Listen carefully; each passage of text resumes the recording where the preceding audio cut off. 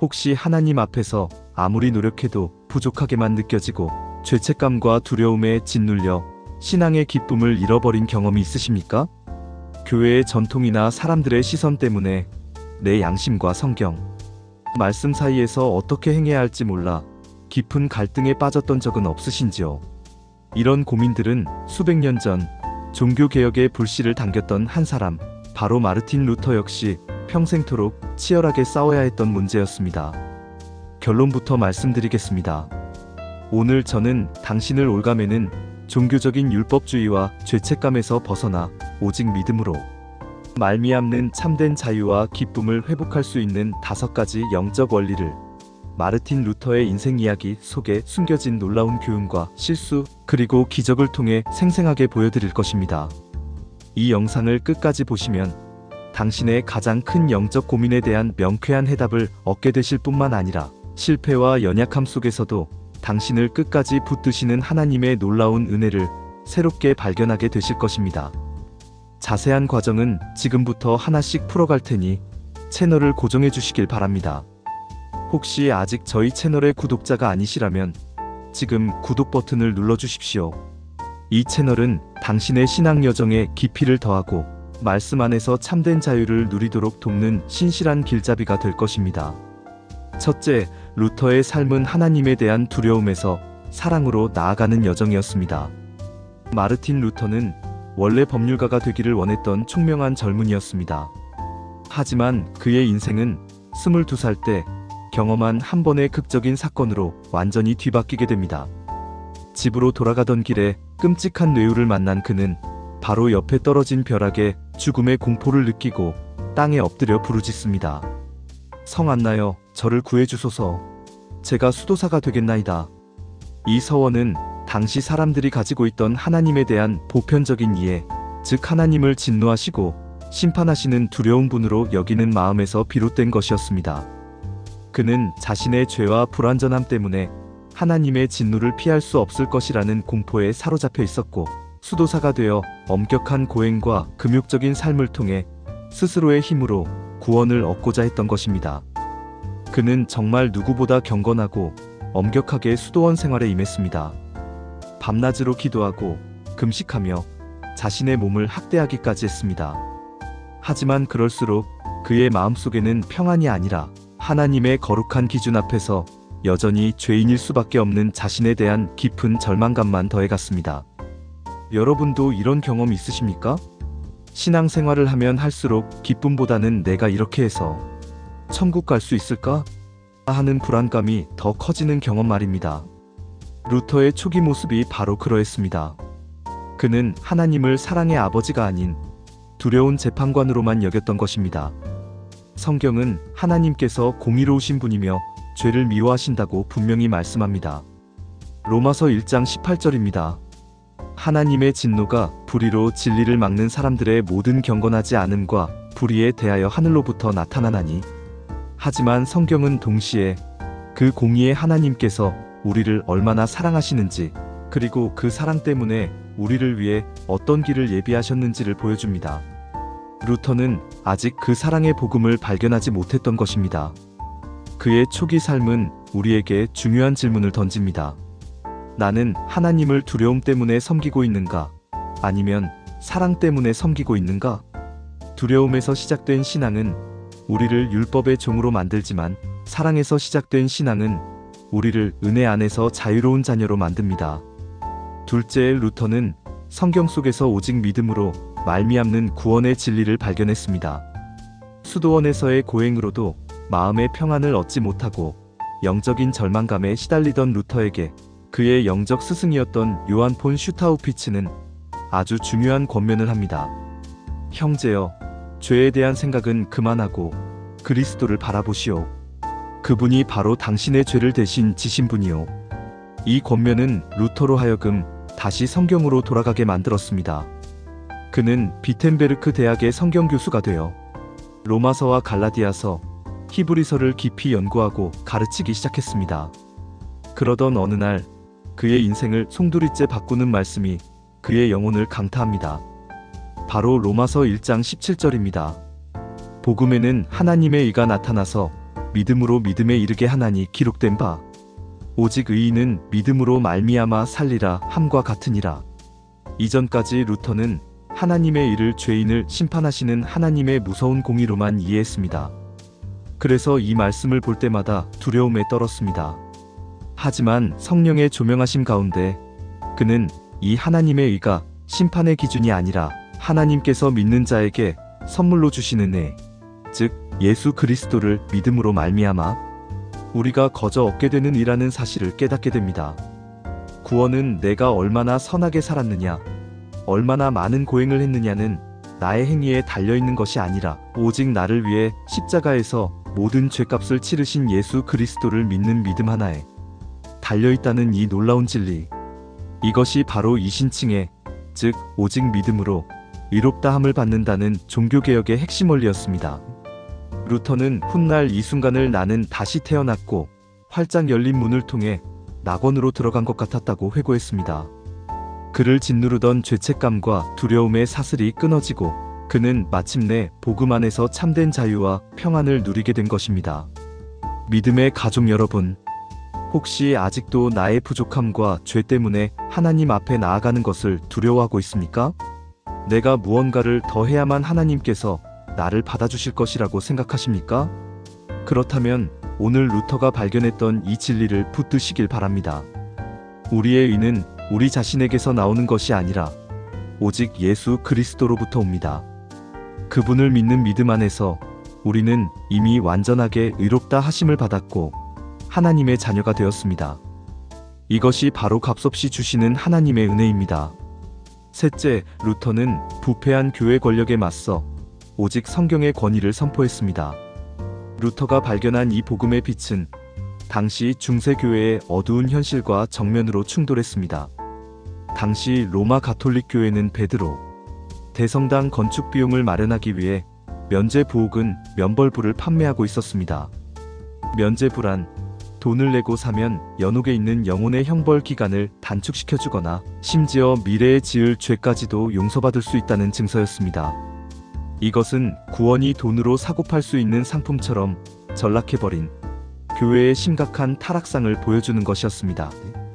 루터는 이 면제부 판매가 자신이 성경에서 발견한 오직 믿음으로 오직 은혜로 구원받는다는 복음의 진리를 정면으로 거스르는 신성 모독적인 행위라고 확신했습니다.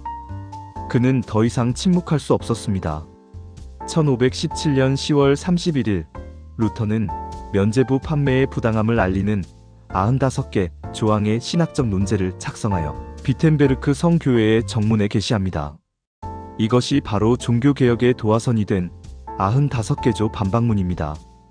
그는 이 반박문을 통해 교황의 권위보다 하나님의 말씀인 성경의 권위가 더 높으며 진정한 회개는 돈으로 살 수 있는 것이 아니라 마음의 변화에서 비롯되어야 함을 역설했습니다.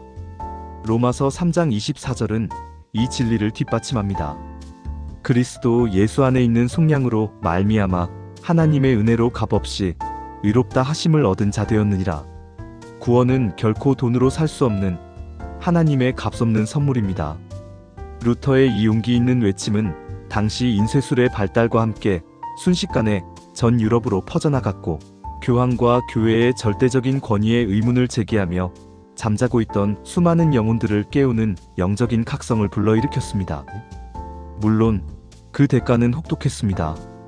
루터는 교황으로부터 파문 위협을 받고 신성 로마 제국 황제 앞에 소환되어 자신의 주장을 철회하라는 압력을 받습니다. 하지만 그는 목숨의 위협 앞에서도 조금도 물러서지 않고 자신의 양심은 오직 하나님의 말씀에만 매여 있다고 담대하게 선포합니다. 루터의 삶은 우리에게 진리 앞에서 타협하지 않는 용기가 얼마나 중요한지를 가르쳐줍니다. 때로는 교회의 전통이나 지도자의 가르침이라 할지라도 그것이 성경의 명백한 진리와 어긋난다면 우리는 루터처럼 아니오라고 말할 수 있는 영적인 분별력과 용기를 가져야 합니다.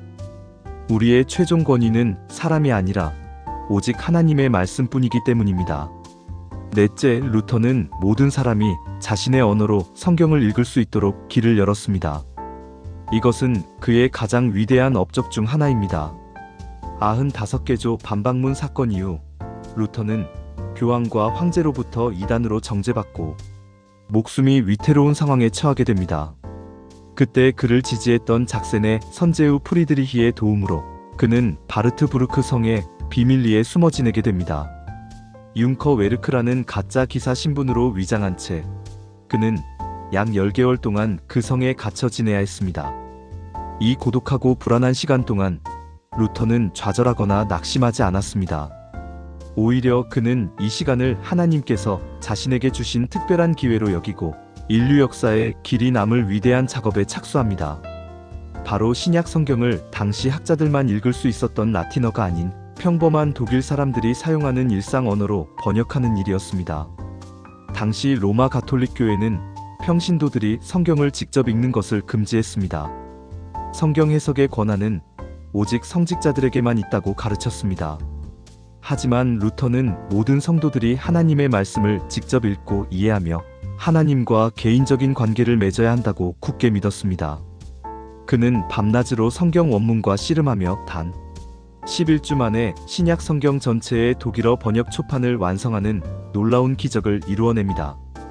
이 루터의 독일어 성경은 단순히 성경을 번역한 것을 넘어 현대 독일어의 표준을 확립하는 데 결정적인 역할을 했으며 무엇보다 평범한 사람들에게 하나님의 말씀을 돌려주는 혁명적인 사건이었습니다. 이제 더 이상 성직자의 해석에만 의존하지 않고 누구나 자신의 언어로 하나님의 음성을 직접 들을 수 있게 된 것입니다. 시편 119편 105절입니다. 주의 말씀은 내 발의 등이요 내 길의 빛이니이다. 루터는 이 말씀의 빛을 모든 독일 사람들의 발 앞에 놓아주고 싶었던 것입니다. 이처럼 위대한 업적을 남긴 루터에게도 인간적인 실수와 한계는 분명히 있었습니다. 예를 들어 당시 농민들이 루터의 개혁 사상에 영향을 받아 사회적 평등을 요구하며 일으킨 농민 전쟁에 대해 루터는 처음에는 농민들의 입장에 동조하는 듯 했으나 폭력 사태가 확산되자 귀족들의 편에 서서 강경 진압을 촉구하는 글을 써서 많은 비판을 받았습니다. 또한 그의 말년에는 유대인들에 대해 매우 가혹하고 비판적인 글들을 남겨 훗날 반유대주의를 정당화하는 데 악용되는 빌미를 제공하기도 했습니다. 이러한 모습들은 루터 역시 완벽한 성인이 아니라 시대적 한계와 개인적인 편견을 가진 연약한 인간이었음을 보여줍니다. 하지만 중요한 것은 그의 실수에도 불구하고 하나님께서는 그를 통해 당신의 위대한 구원 역사를 이루어 가셨다는 사실입니다. 하나님께서는 우리의 완벽함이 아니라 우리의 연약함 속에서도 당신의 말씀을 붙드는 우리의 중심을 보시고 사용하시는 분입니다. 다섯째, 루터는 종교개혁이라는 거대한 역사적 사건을 이끌었을 뿐만 아니라 결혼과 가정을 통해 평범한 일상 속에서의 신앙의 중요성을 보여주었습니다. 수도사로서 평생 독신으로 살았던 루터는 종교개혁 과정에서 수녀원들이 해체되면서 갈 곳 없어진 수녀들을 돕는 일에 관여하게 됩니다. 그 과정에서 그는 전직 수녀였던 카타리나 폰 보라와 사랑에 빠져 결혼하게 됩니다. 당시 사제의 결혼은 상상할 수 없는 파격적인 일이었습니다. 많은 사람들이 그의 결혼을 비난했지만 루터는 결혼이 하나님께서 제정하신 거룩하고 선한 제도이며 독신 생활보다 결코 열등하지 않다고 당당하게 선포했습니다. 그는 카타리나와의 결혼을 통해 6명의 자녀를 낳고 평범한 남편이자 아버지로서의 삶을 살아갑니다. 그의 가정은 늘 많은 손님들과 신학 토론, 그리고 찬송 소리로 가득 찼다고 전해집니다. 그는 가정을 인격 학교라고 부르며 가정이야말로 우리의 신앙이 실제 삶 속에서 훈련되고 연단받는 가장 중요한 장소임을 강조했습니다. 그는 아내와 함께 식탁에서 성경 말씀을 나누고 자녀들에게 신앙을 가르치며 가정 예배를 통해 믿음의 유산을 전수하는 일에 힘썼습니다. 우리가 잘 아는 찬송가 내주는 강한 성이요, 역시 루터가 작사, 작곡한 곡입니다. 이 찬송은 그가 겪었던 수많은 영적 싸움 속에서 오직 하나님만이 우리의 견고한 피난처요, 힘이 되신다는 그의 깊은 신앙 고백을 담고 있습니다. 디모데전서 4장 4절에서 5절입니다.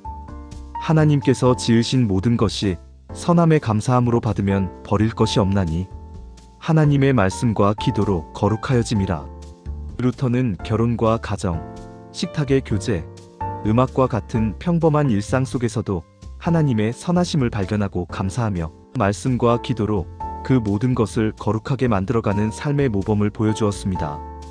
그의 삶은 우리에게 신앙이 수도원 담장 안에 갇혀있는 특별한 것이 아니라 우리의 매일의 삶 속에서 살아 숨쉬어야 하는 것임을 가르쳐줍니다.